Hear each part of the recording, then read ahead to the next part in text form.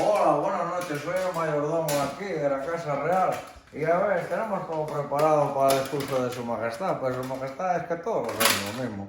Que por una vez que trabaja al año, hoy tiene que despertarlo otra vez, por favor. Que tiene toda. ¡Majestad! ¡Majestad!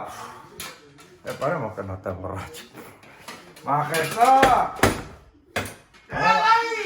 Hola, bueno, Majestad, que está toda España esperando por el discurso, Majestad.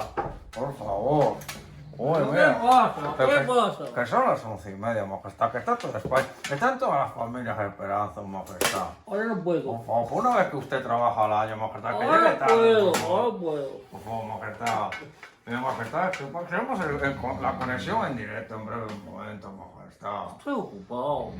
Oh, Majestad, pero venga, hombre, que está toda España esperando, Majestad. Pero ¿por qué no te callas de una puta vez y haces el discurso, joder, macho? Todos los años lo mismo. De verdad. Yo no voy, ahora no voy. Espera un momentito que voy más. Por favor, Majestad. Espera un poquito, Por favor, Majestad. Majestad. Que tenemos la conexión en Vamos, directo. vamos. Por favor, Espera. venga. Espera. Vamos, Majestad. Espera que ya vuelvo. Por favor, venga. Que ya le vale a usted, que esa gente también tiene familia.